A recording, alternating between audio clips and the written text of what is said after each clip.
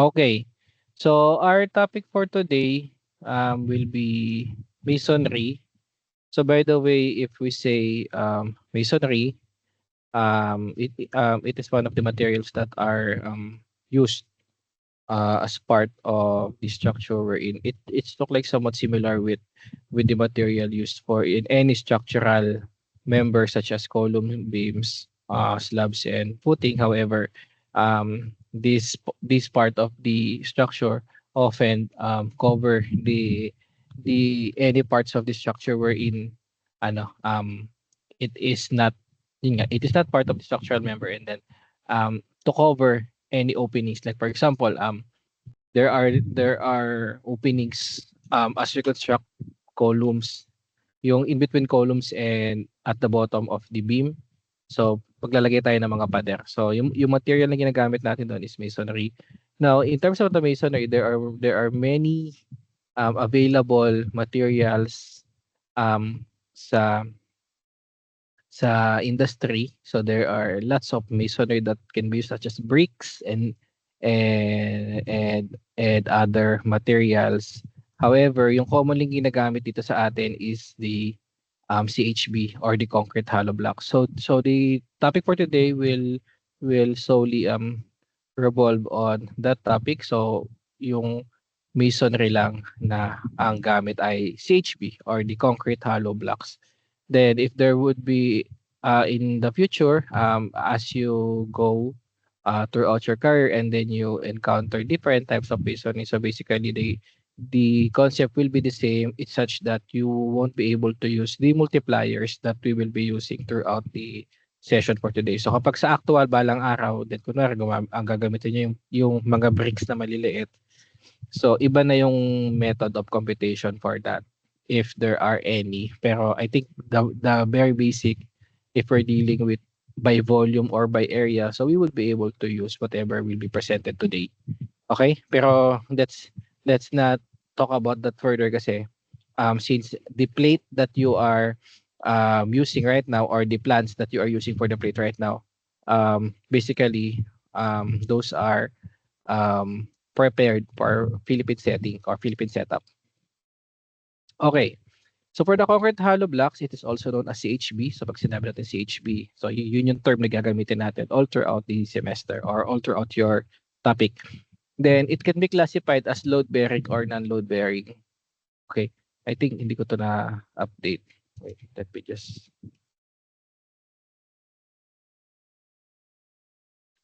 ayan. Okay, so when we say load bearing or non-load bearing, it means that if you're going to use a CHB which is a load bearing, that wall can support vertical loads or can support the loads that are transmitted from the top of that floor. For example, drawing tayo. So for example, meron tayong wall, kunwari ito yung wall natin.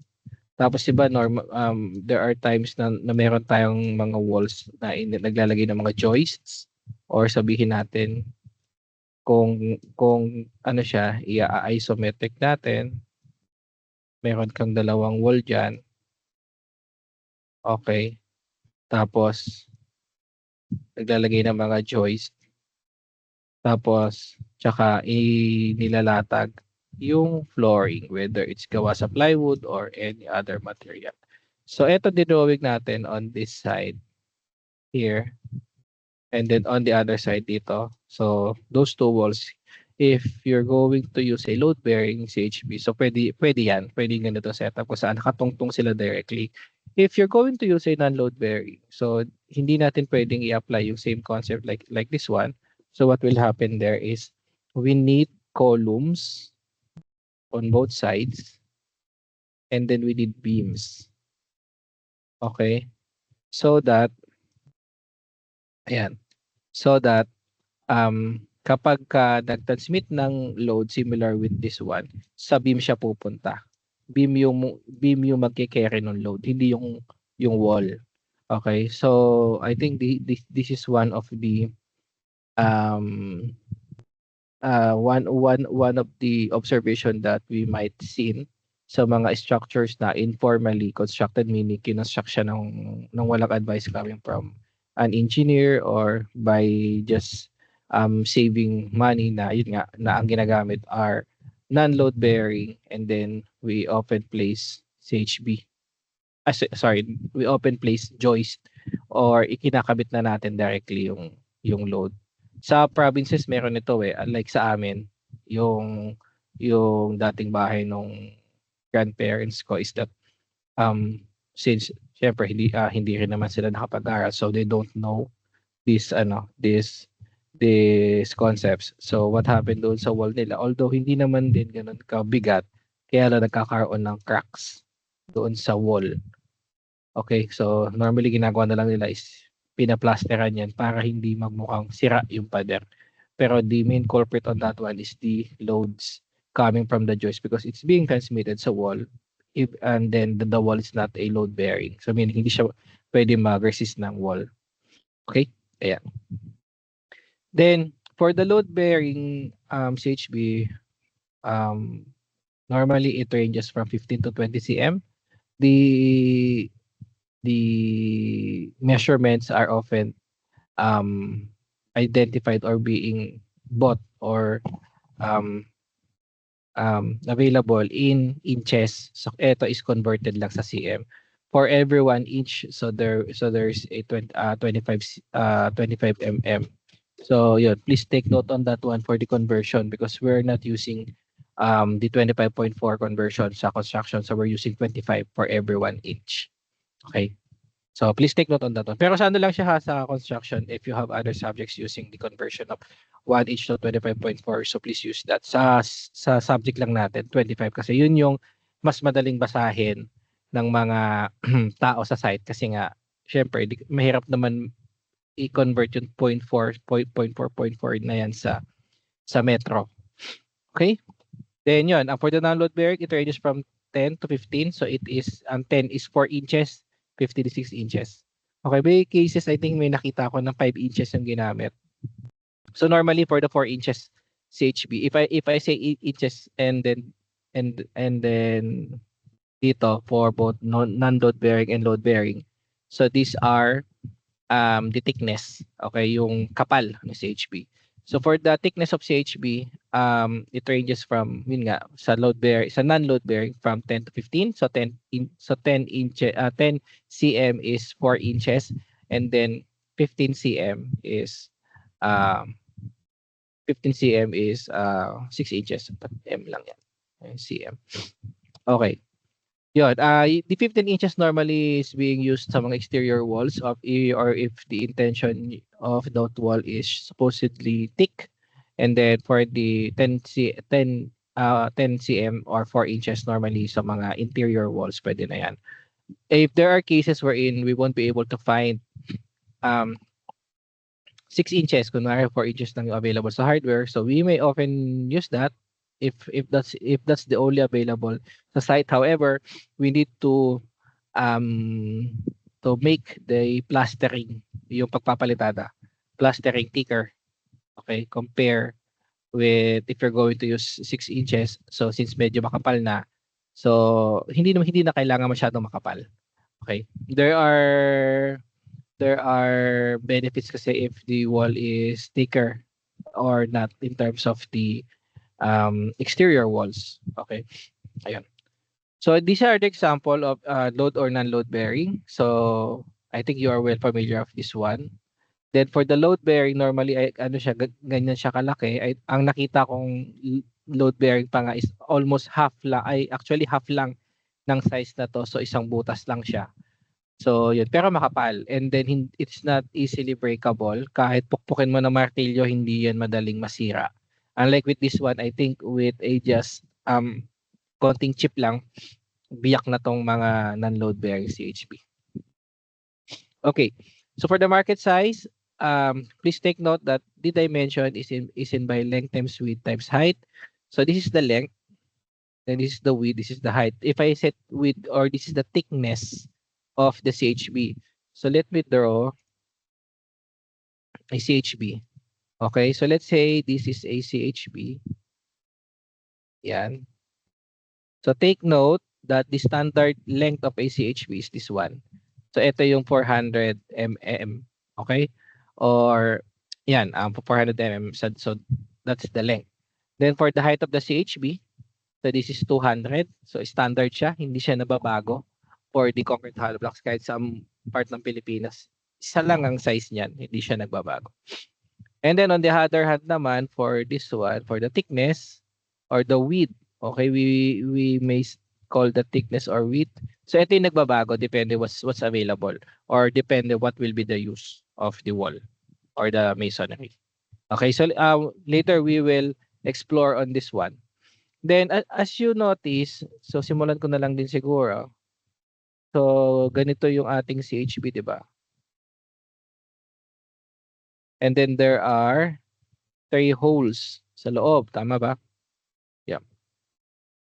Now, with this, take note that the thickness of this portion or yung thickness nung wall nung CHB or parang yung core, yung yung kumbaga yung kapal ng pagkakagawa ng CHB.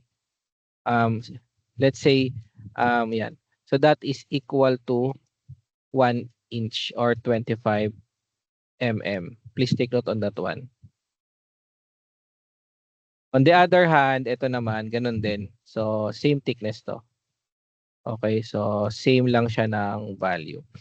Okay, so all throughout, ano siya, uniform naman yan. Ito yung thickness dito, etc. Siguro to avoid confusion, let me just remove this thickness of the CHB. I will refer everything for the thickness of CHB as the width of the CHB. Yan. And then the thickness is this one. Ayan. So later, it will be crucial kasi we will be identifying the volume of each hole. So ang tawag natin dito sa mga hole na to is core. Yan yung nilalagyan natin ng palaman sa loob later. Okay, but let's talk about that later. Okay, so ayan, let's go back with the presentation. So, balik ako muna. So, for this masonry, so there are four key materials that we are estimating. So let's go back with the drawing. So first is the number. Okay, and ito yung hinahanap natin sa sa ating masonry. Number of CHB or number of pieces ng CHB. So ilang CHB yung bibili natin? On the other hand, cement, bags of cement, then sand, tsaka rebar. Ayan. So yan lang yung ginagamit natin. Take note, sa masonry we don't use gravel. Kasi hindi pwedeng ipampalitada ang may gravel. So may bato, isipin nyo, nagpapalitada ka may bato. Hindi. So kailangan cement and sand. So we are creating a mortar. Okay? We are only using mortar with that. Then, we also use mortar for the fillers, yung nilalagyan natin yung loob ng CHB. And we also use mortar for the paupo or the fillers din ng ating CHB. Yung bago tayo magpato ng CHB, yung uupuan niya. So, meron tayong mortar. Okay? Ayan. So, let's proceed with the problem. So, para mas straight to the point tayo. So, let's go to the first part, the number of pieces. So let's say we have a wall of a dimension na 3 by 4. Ang dimension, 3 is the height, 0.4 is the length. Take note that within these 3 meters, 0.5 of that one is embedded or nakalubog sa lupa. Okay? So it is connected sa wall footing, this one, and then ito lang yung nakalabas. So since meron tayong nakalubog, take note that all masonry walls should be connected muna sa floor or doon sa footing niya. Lalo pag doon sa simula. Yung sa mga rest, okay lang kasi naka-angkla naman na yan sa mga rebars. Sa mga beams. Okay, so what I'm saying is that if this is the footing of our structure, yung column footing, ito yung column ha, yung wall footing natin, nandito lang yan sa mas mababa. Then take note that the height of this one is 0.2 meters or 200 mm. Standard yan.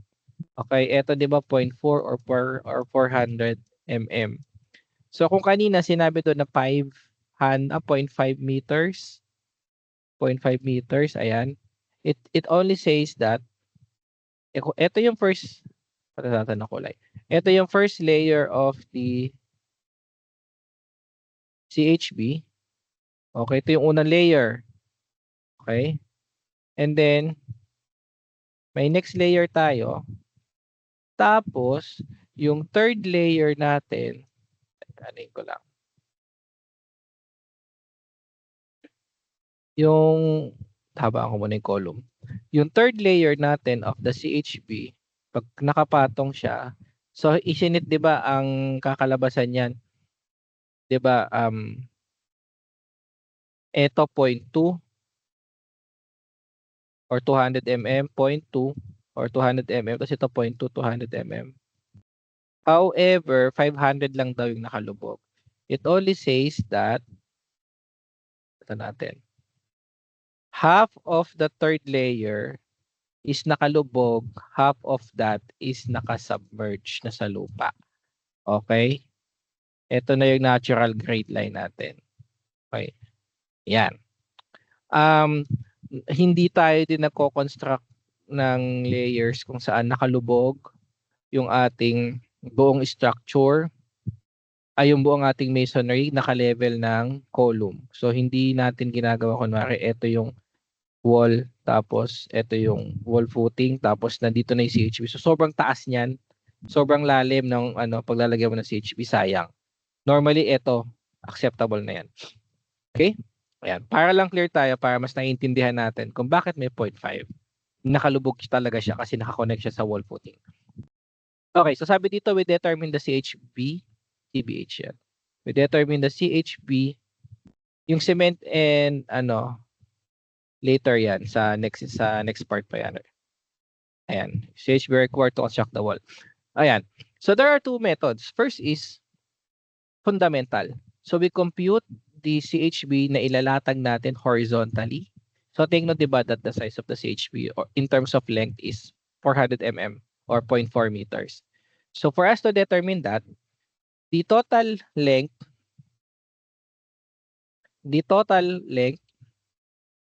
will be divided sa block length. Okay? Yan yung length ng block. So ito yon yung 400.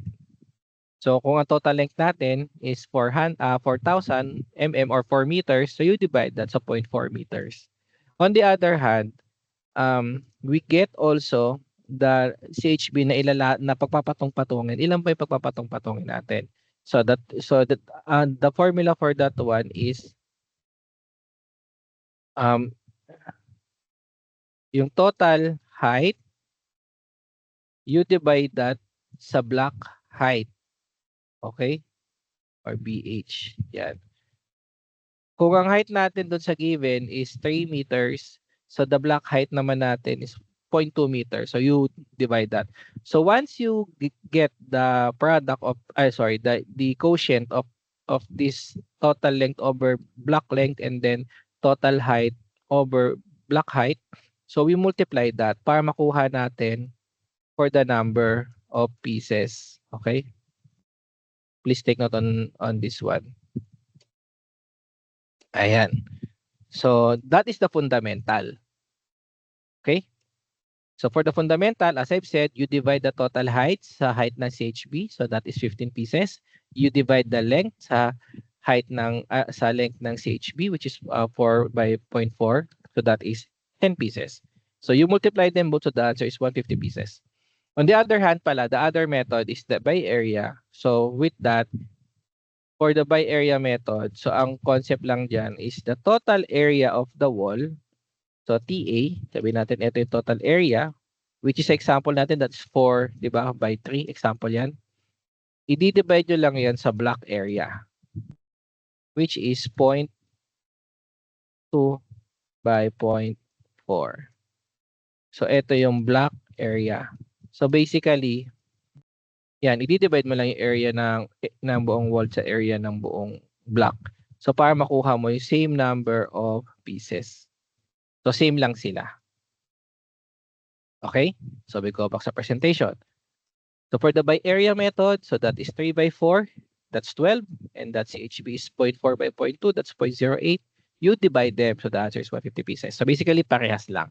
Ang kinagandahan ng air by area method over the fundamental, sa fundamental, it will only work kapag walang opening yung wall. For example, kapag may opening, ito, so kung may opening siya, hindi na tuloy-tuloy yung latag ng CHP dito. Kasi at a certain portion kung saan may butas na, so hindi na tuloy-tuloy yung bilang natin na 10 pieces. Ganun din vertically, pagdating sa may butas, may portion doon, walang wall. So hindi siya mahirap siyang gamitin. So unlike dito sa by area, if you encounter openings, so ang mangyayari lang dyan is that yung total area natin, okay, kunwari ito yung wall, di ba? Yung total area ng wall, isusubtract nyo lang yan sa area ng sa total area ng window. Example natin. Okay, parang A. Wall. Ito, window. Yan. So, kunwari, kung yung given natin na example is 4 by 3 and then you have a wall opening na sabihin natin 1 meter by 2 meters. So, this is 4 by 3 minus 2 by 1. Yun lang. So I think it will give us an answer of 10 square meters. Okay, so yun. Dahil nga by area siya madali. Ang kinagandahan naman ni fundamental, kahit may limitation siya, later on, we would be able to use the result dito sa by height or by length sa other item na i-quantify natin, particularly for the filler. Kasi kailangan nating malaman ilan may pagpapatong-patungin. So basically, ito yung gagamitin nating reference. Okay? So yun, that's the solution for the for us to determine how much or how many CHB are we going to use. Now, for your plate, please use na lang yung by area kasi yung una, mas mabilis yun. Yung fundamental, pwede nyo siyang gamitin sa mga succeeding computation. Pero whichever naman na gamitin nyo, I don't mind naman. As long as that you would be able to identify the correct. Pero if I would suggest, use by area doon sa ating number of CHB. Dahil may mga openings siya yung plates nyo and pero ito gagamitin nyo din kaya lang on the succeeding solutions na. Okay? Sige. Any question? May question ba tayo? Tingnan nga natin. Wala naman question. Okay. Sige. Let's proceed with the next. So the next part naman is the cement and sand. So for the cement and sand, for us to determine that so we often call that fillers. Okay, yung fillers na yan una yung yung filler in between the CHB and then yung core na pinapasok natin sa loob. Tapos on the other hand naman aside doon sa fillers, ang ginagamitan pa natin ng cement and sand is yung plastering. Pero focus muna tayo sa fillers. Okay. So for by fillers, so since dalawa yung kino-compute natin diyan, una yung pag-uupuan, yung paupo ng CHB. On the other hand naman, yung palaman, yung core na inilalagay natin sa loob ng CHB. Okay, please take note na magkaiba yun ha. Tsaka may sarili silang computation para hindi kayo ma-miss-compute. So unahin muna natin yung paupo. So we adapt at least half inch or 12 mm for the thickness of the mortar. So anong ibig sabihin yan? So let's say meron tayong wall. Habaan natin wall. Ayan. Kunwari ang length niya 4 meters. Okay. Yan, 4 meters. So ito yung isang CHB. Ito yung isang CHB. So mahaba siya. So basically, we need to determine that So normally that the height nung o yung kapal ng filler na itatambak natin dito para makapaglatag tayo ng kasunod na CHB, okay? Yan, ang kasunod na CHB is 12 mm. Yun yung sinasabi natin. So alisin ko muna 'tong CHB. So meaning, magkakaroon ka dito ng makapal na mortar. Tama ba yun kung i-imagine natin?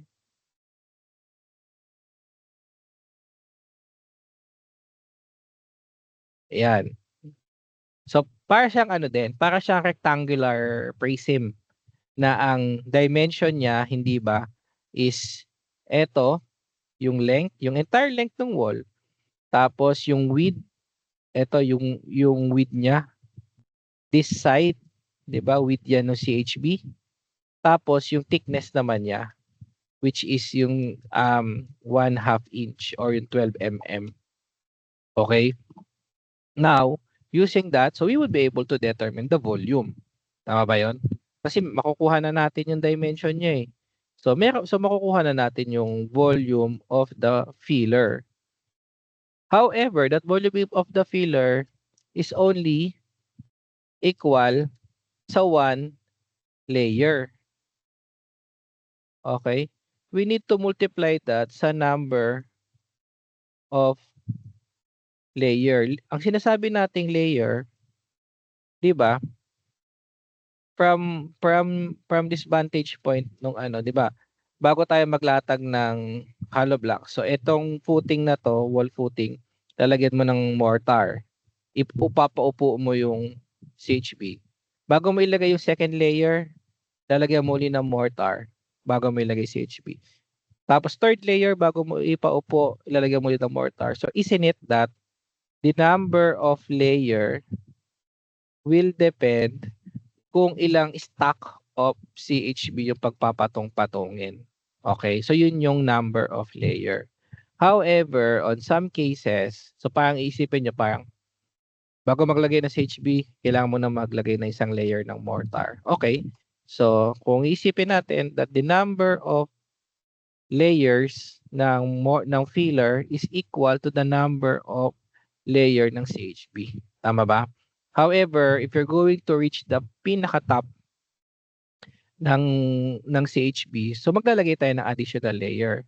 There is ways that hindi mo naman gusto na yung connection niya doon sa ilalim ng beam is walang mortar. So isasarado mo siya. So yung layer natin, eto, is equal to sa yung number of layer plus 1. Tama ba? Kasi kung may wall ka ng CHB, sabihin natin 3 patong lang. So meron ka dito sa ilalim, 'di ba? 1, 2, 3. Paano yung tuktok? So lalagyan mo din 'yan kung meron kang beam sa ibabaw. So meron ka din diyan. Or on the other hand naman, kung wala namang beam, kapag ka mga perimeter fence, so lalagyan mo pa rin 'yan. Siyempre ayaw mo naman na yung tuktok ng wall mo hindi flat or hindi makinis. Kasi minsan may mga inilalagay pa tayo on top of that. Okay? Ayun. So lagi tayo maglagay ng +1. Okay. So ito yung item number 1 na sinasabi dito. By the way, class, we are dealing with by volume. There are two methods, by volume and by area. So sa by volume tayo. Okay, so yun yung paupo. Sa core naman, we need to get ilan yung ipapalaman mo sa loob ng CHB. So dito sa CHB natin, puntahan natin yung drawing kanina. Okay? Take note, yan yung thickness. So kailangan natin makuha ano bang volume ng area na to. Then, you multiply that, ilan ba yung butas na to for every CHB at i-multiply mo ilan bang CHB siya. So, unahin muna natin, kukunin natin yung volume na yan. So, basically, ang itsura niyan, rectangular prism lang din. Okay? Yung height natin dito that is given, dahil standard naman yan, that's 0.2. Yung length dito sa side na to, along this direction, so isn't it that eto, ang length natin dito ay 0.4. Okay? So solve natin ha. 4. So we need to subtract ilang bang thickness ang meron tayo dyan. So 1, 1, 2, 3, 4. Ano bang thickness niyan? 0.025. So minus 0.025. Then we multiply that sa 4 kasi apat siya, di ba? Ayan, bilangin natin 1, 2, 3, and 4. Then we divide that. Ilan ba yung core? Kasi ang matitira gaano kahaba yung mga openings. Ngayon, kailangan natin bilangin ilan yung core. Okay? So, 1, 2, 3. Tapos, on both sides, meron tayong kalahati. Ito. Yan. So, equal yan sa 1. Tigkalahati yan. So, ang total number of core natin ay 4. Okay. 3 buo, 2 kalahati. So, that's 4. So, the answer for this one, compute nyo na lang 0.075 meters. Yan. So, ito siya. 0.075 meters. And then, ito naman, yung width niya, nakadepend, yung side na yan, nakadepende yan sa, hindi, tawagin natin thickness lang. Gagamitin ko kasing width eh. Yung thickness ng opening na yan, that is yung width ng CHB which is depende whether that is 4 inches or 5 inches, 6 inches. So you subtract that sa dalawang 25 mm kasi mayroon dito sa side na to 1 and then 2. Okay? Okay? Bawasan natin to. Okay, so that is 0.025 times 2. Okay? So, yan siya. Ito yung sinasabi dito. Now, so for you to get, once you get this volume of the core, sabi natin yan yung volume of core. So, volume of core times 4 pieces, kasi 4 sila. 4 yung butas natin, di ba? Equivalent to 2 kalahati sa isa. Then, you multiply that sa number of CHB. Ayan. So, yun. Now, if you determine the number of volume of core, in terms of filler to ha, you add that now sa volume ng filler na kinuha natin dito. Ito. Pagsasamahin na natin silang dalawa. Once you get the total volume, this is by volume, so kinuha lang natin yung volume nila. So you need to check the table. First is yung class, and then i-multiply nyo lang to sa multiplier, times multiplier lang to. Nang by volume. Okay? Class sa mortar kasi maraming table, pero please make sure na ginagamit yung tamang table for the process na ginamit nyo. Okay, so yun. Once you add, you multiply sa multiplier. So ito sinasabi natin sa bullet 4. So ito yung table ng by volume. So once you have the volume, let's say ang volume mo is 2 cubic meter. So you check anong class, anong mix ba nung ating gagamitin mortar. So if you are using 40 kilograms or 50 kilograms bag, so let's say 40 kilograms bag, 12 yung multiplier niya sa 2 cubic meter na nakuha mo, then 1 naman sa sand. For rounding off, similar with concrete, you round up yung bags of cement para maging per bag. Yung sand, keep it as is kasi ang rounding up niyan is based sa kayang i-deliver ng hardware. Okay, now, sa plate, i-check nyo kung may identified class mix for the mortar. Kung meron, yun yung gamitin nyo. Kung may multiplier sila, yun din yung gamitin nyo. If wala talaga, you are free to nominate whatever mortar mixture yung gagamitin nyo dito. Kung by volume, bahala kayo kung anong gusto nyo. Okay? Let's go with the by area method. So by area method, mabilis lang. Kunin mo lang yung area ng wall. Di ba ang wall natin is 3x4. Ito siya. Then you check to the table ng by area ng mortar para makuha mo na yung ating gagamiting filler and core volume. So ito siya. So you need to identify maliban doon sa class mix. By the way, this is for 40 kilograms ng cement per bag, hindi siya 50. So let's say yung kanina 'di ba ang example natin, kunwari ang nakuha mong area is 3 by 4, so that's 12. So you multiply that whatever concrete mortar mix na gagamitin, anong class, let's say class B. And then anong sand. Ngayon, anong pipiliin mo dito since tatlo sila under class B? Check mo kung ano yung CHB na gagamitin. Okay?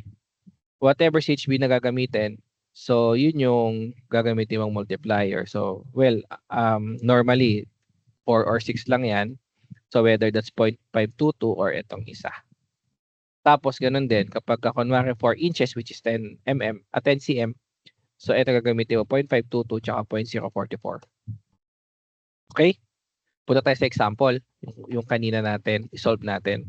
So, using class B mix, I think di lang nakalagay dito, pero lagay natin 4 inches CHB para parehas. Okay, so sa by volume, para makuha natin yung filler, so ito 0.2, this is the yung average thickness ng filler. Kung babalikan natin, ito yon. Yung 12 mm. Ayan siya. Okay. Then 1.1, that is 4 inches converted into meters. Okay. And then 4 is the length ng wall sa given yan. Itong dalawa given to eh. Tapos ito yung assumption natin na 0.012 ang thickness. Then as I've said, we will be able to come up with the volume per layer. Kung babalikan natin yung drawing, ang kinompute natin dyan is this one. Okay, yung length natin here, ito, diba, 4 meters. Ito is 0.1 kasi that's 4 inches. Thickness natin, 0.012 or 1/2 inch. So ito yung volume. However, we do plus 1. Diba? Sabi natin, magka plus 1 tayo. So, paano natin na-come up dun sa given? Yung 16.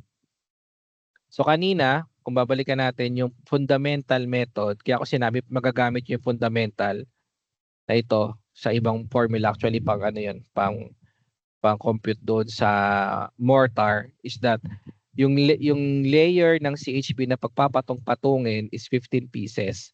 So, doon sa drawing, ito siya. 15 pieces daw na pag pinagpatong-patong. So, di ba, dahil nga meron na tayong volume of mortar na for filler na every layer, so that is equivalent sa 15 layers plus 1. Yun yung sinasabi natin. Kaya siya naging 16. I hope class clear yun. Kung may question, raise your hand or please feel free to interrupt kasi hindi ko nakikita yung chat nyo. Okay, pwede kayong mag-turn on ng mic and then please free to interrupt kung hindi malinaw yung 16. Okay, pero I think clear naman yan. Okay, so with that, so the answer is 0.0768 cubic meters. So, ito yung volume ng filler for the 3x4 wall. So, yun yung mga naka-horizontal. Then, kunin natin yung sa core. Sa core, etong 0.5, ito yung thickness or yung width of the CHB, which is 100 mm or 0.1 mm. You subtract it with twice of 0.025. Balikan natin yung drawing. Ito yon. This one.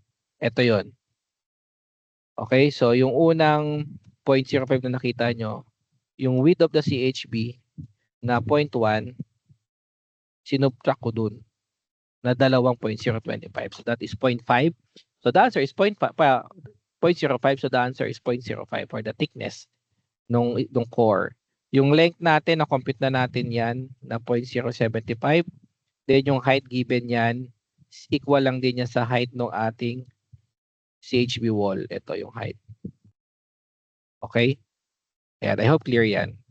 So ito. So tapos times 4 kasi apat yung core. That is 0.003 cubic meters. Then we multiply that sa 150 pieces. Yan yung nakuha natin sa first solutions, di ba? So, yan yung number of CHB. So, ang sagot is 0.45 cubic meters. So, we add these two. So, the answer is 0.5268. And then, we multiply that sa multiplier ng by volume na 12 and 1. So, saan to nanggaling? Di ba, ang class natin is class B mix. Kung babalikan natin to, class B mix, 40 kilograms of cement, 12, tapos sand niya is 1. Ayan, so the answer is 6.32 or 7 bags. Ito naman, hindi ko na gagalawin, 0.5268 cubic meters. Ayan. I hope clear tayo dyan. So yung isang method naman, the by area, yun, mukha siyang mabilis kasi kunin mo na yung area, then multiplier na. Ayan. So area natin na 12. So 0.522 and 0.44, saan siya nanggaling? We use class B mix, 4 inches CHB. Class B mix, 4 inches na CHB, 0.522 and then 0.4044. Ayan siya.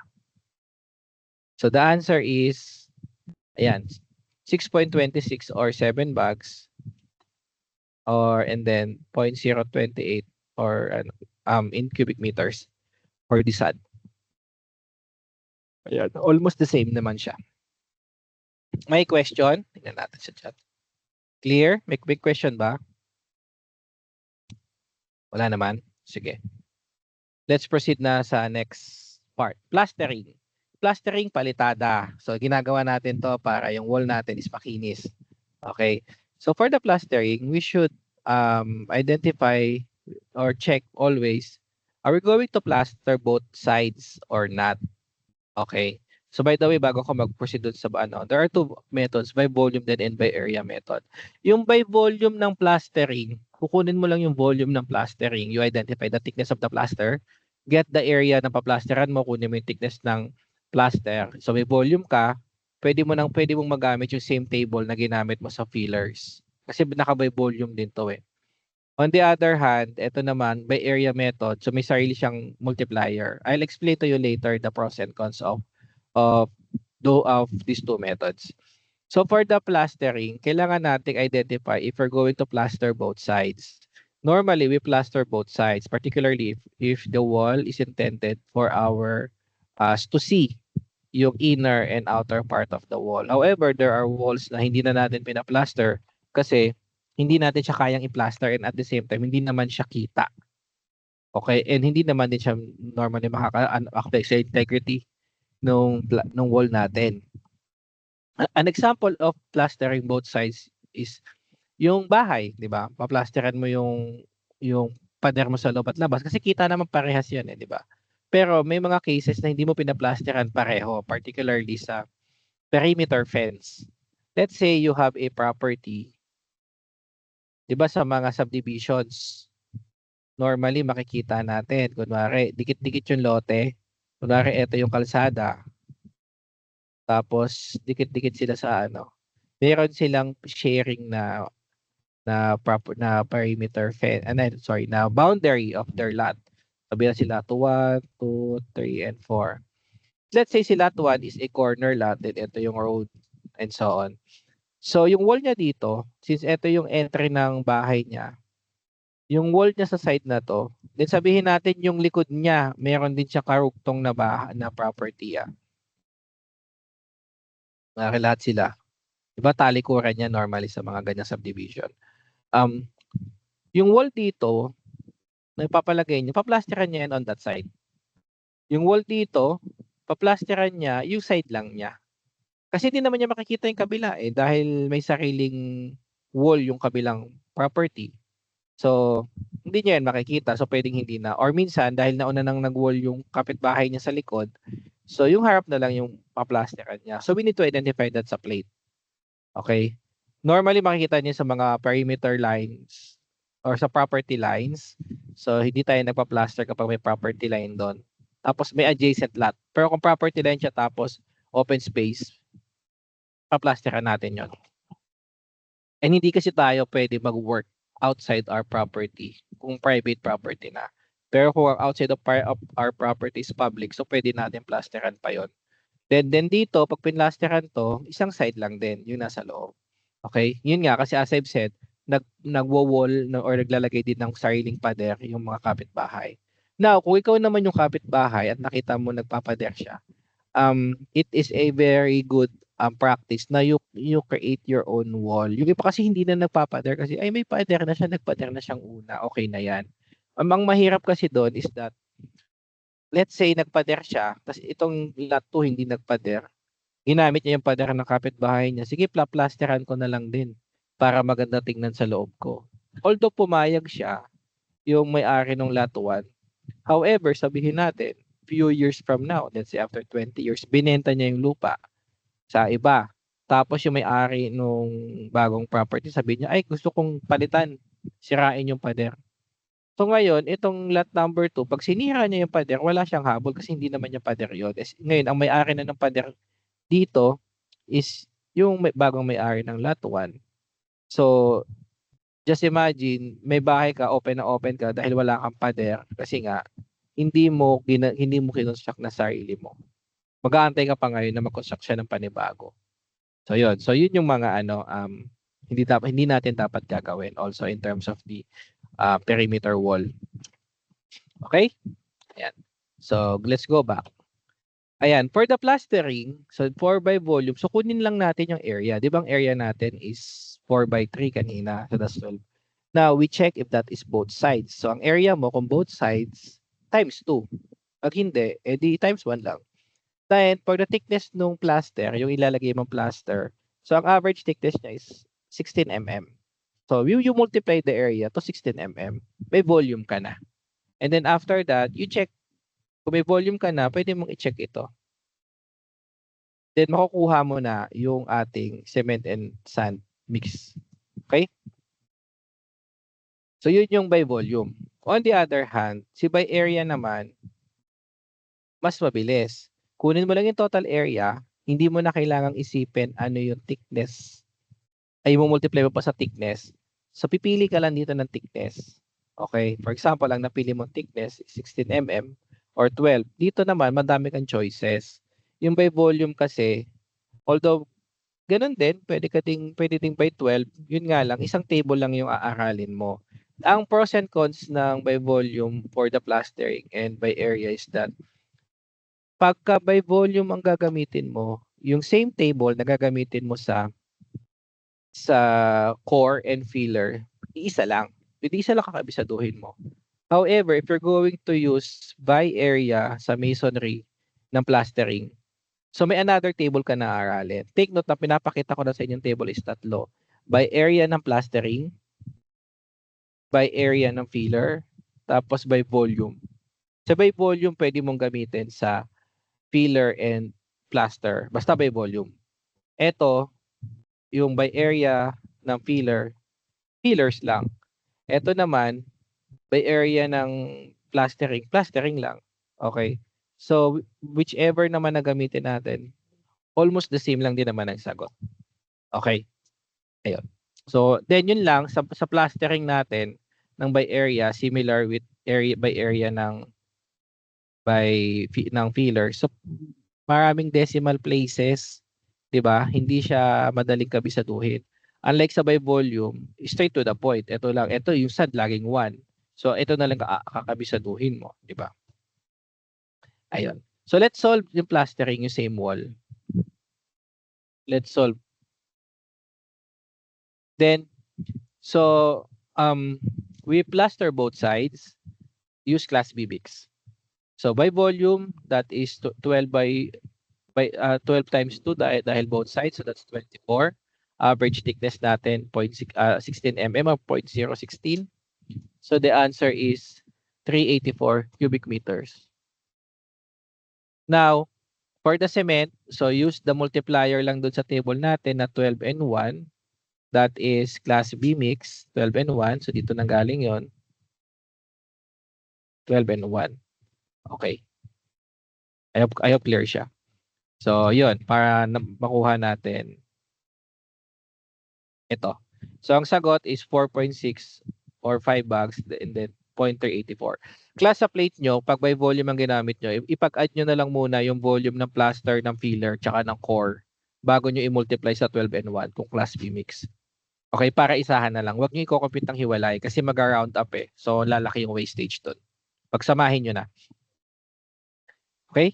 Let's go to the by area. Sa by area naman is 12 to, di ba? 3 by 4 times 2 sides, so 24. So, punta tayo sa table. So, let's use 16 mm para parehas tayo dun sa by volume ng sagot. Then, class B mix, so that is 0.192, then 0.016. So, the answer is this one. Okay, 4.6 or 5, then 0.384. So, parehas lang naman yan dito sa kanina, sa by volume. Iisa lang ang sagot niyan. Okay? Any question? Wala? Okay. So, let's proceed with the last part, rebars. So, sa rebars naman, we also consider rebars. So, sa rebar, pag naglalatag tayo ng wall, sabihin natin, ito yung wall natin, di ba? Sabi natin kanina. Ito yung wall. Hindi, drawing na lang ako ng bago. So, sa wall, di ba, meron tayo mga pader, damihan natin. Okay. Tapos,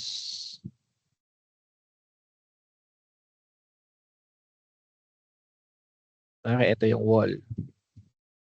Class, yung sa wall, may mga makikita tayong interlocking katulad nito, di ba? Meron naman tayong mga makikitang wall na parang naka-grid. I think yung mga nakaganon. Kahit sabihin nila, yung iba sinasabi mali daw to eh. Na ganito yung latag. I don't think wala namang problema sa latag niyan. Ang importante kasi diyan, may bakal. Kasi kapag walang bakal ang pader, ang masonry, so uuga talaga yan. Okay? So, naglalagay tayo ng bakal vertically at horizontally. Pag sinabi natin vertically, let's say, drawing tayo. Okay. May bakal tayo dito. Ayan. Vertical bars yan. So, ang kailangan lang nating identify, ano yung spacing ng mga vertical bars. On the other hand, horizontally, may bakal din tayo.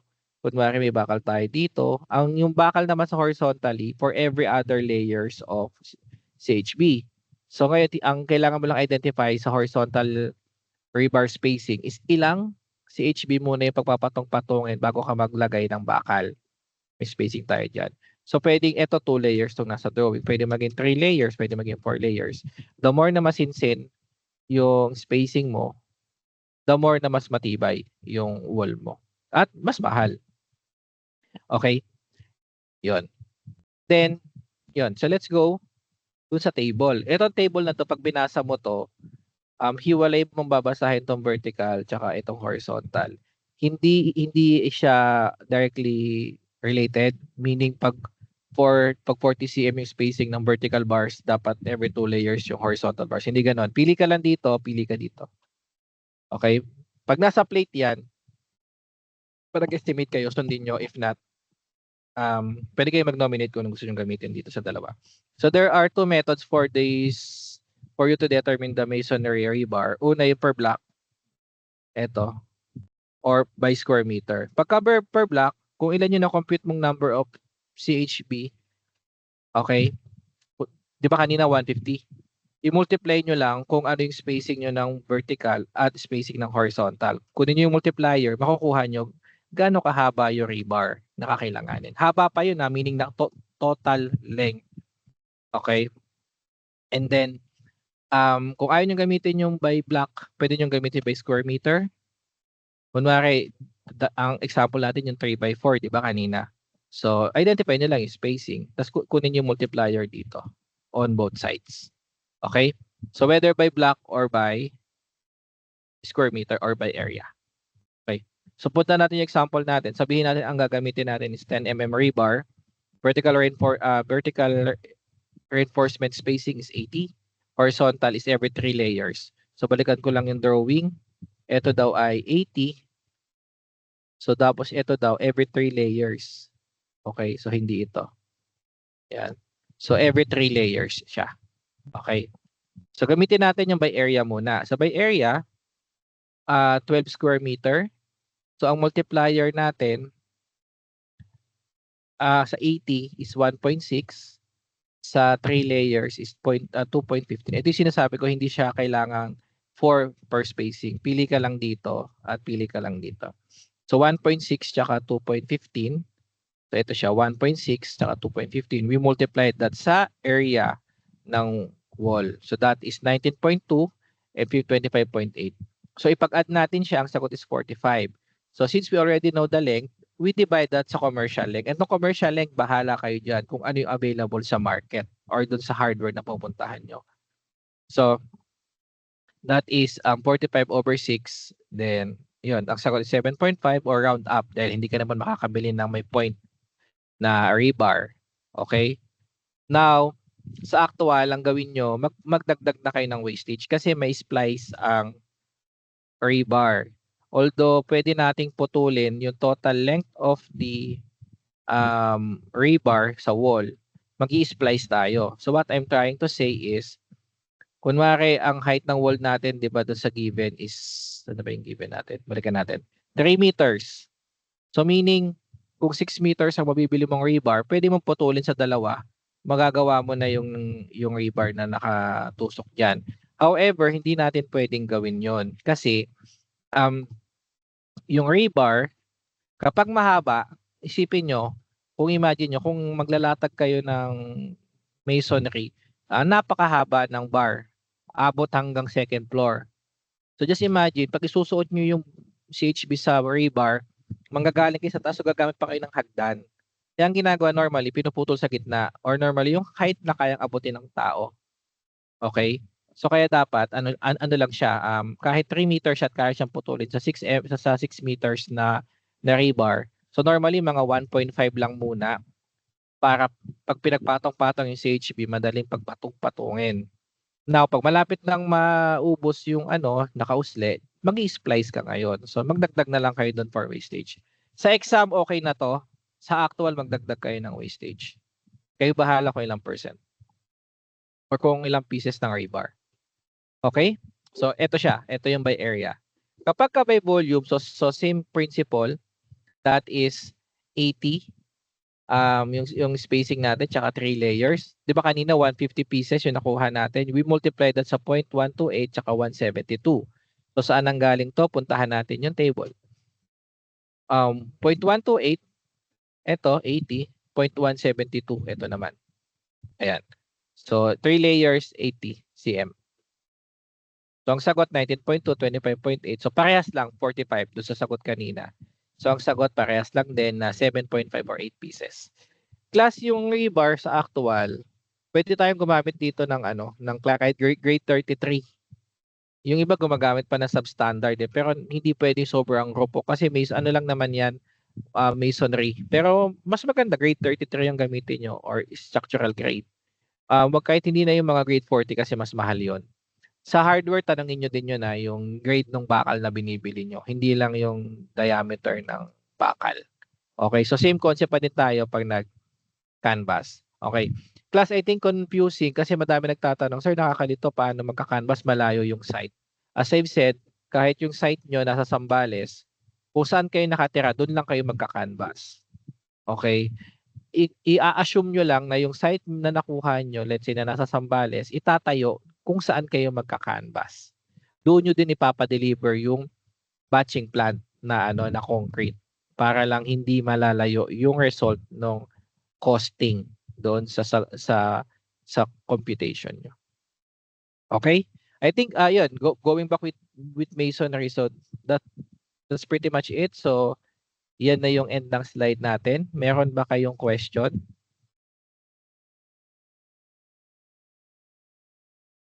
May question? Yes, Matt.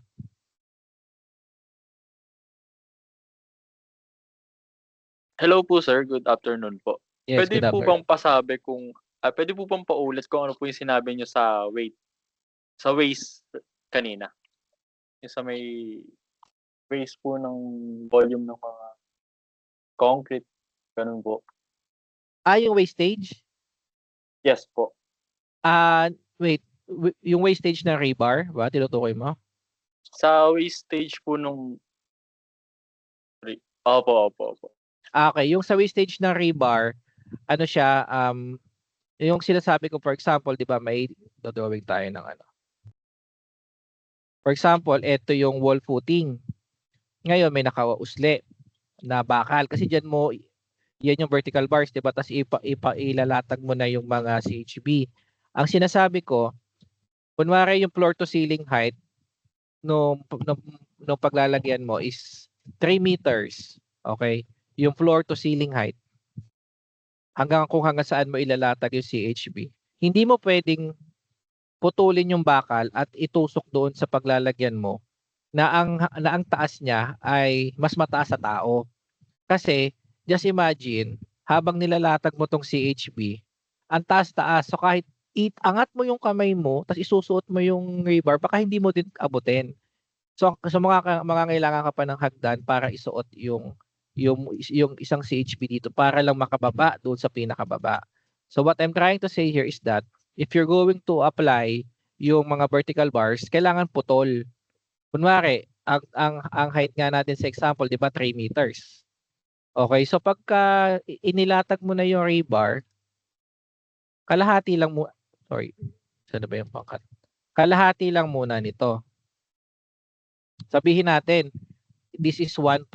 So it is easier for the construction worker natin na isuot yung CHB. So ngayon, so kada patong mo na CHB, ganyan tumataas, 'di ba? So umiiksi na umiiksi. At a certain portion kung saan ubos na yung 1.5 na nakausli kasi nakapaglatag na ng rebar. So maglalagay ka na uli ng another 1.5 to meet yung requirement mo na 3 meters. So sinasabi natin may splicing tayo na ginagawa. Unlike kasi sa rebar, well later i-discuss natin to. Yung rebar ng mga beams, slab, column, yung splice kasi na ginagawa natin doon, it is because mahaba masyado yung members. Mahaba masyado in a way na hindi natin kayang bilhin or hindi na logical na tuloy na continuous yung haba ng rebar. Like for example, kung yung bahay mo ang haba in terms of length, umabot ng 15 meters. So wala ka mabibiling 15 meters na rebar. So kung ganun, magi-splice ka. So ang tawag dito splice. So pinagdudugtong natin yung bakal. So sa masonry, nag-i-splice din tayo pero hindi natin pinuputol ng entire leg kahit kaya. Okay, hindi natin i-advise na gawin 'yon kasi nga ang haba nung vertical bar masyado mataas. Ngayon, doon sa sagot natin, 'di ba? That is 7.5. Yan, ito. Sa exam natin, okay na ako sa sagot na 'yan. Pero sa actual, diyan sa plate nyo, magdagdag kayo ng wastage to consider yung splice. Kasi pa nag-splice ka, dahil nagpapatong ka, umiiksi ngayon yung bakal. I hope nakukuha nyo yung point ha, na kahit kunwari may isang bukang bakal na 3 meters dahil nga pinutol natin sa gitna, later on, pag pinag-splice natin yan, umiiksi. So nabibitin tong side na to kasi nga magkadugtong sila. Hindi naman tayo nag-i-splice ng magkadikit na ganyan. Ang splicing kasi natin is side by side. I hope clear tayo doon yung sa wastage. Then sa wastage, it's up to you whether 3%, 5%. You just indicate it sa plate kung ano bang gagamitin nating wastage. Or mali, yung gagamitin nyo na wastage para lang malinaw. Sige. May question Thank you pa? po. Sige, okay. Wala na? Okay, sige. Let me just stop muna yung recording. May announcement ako for our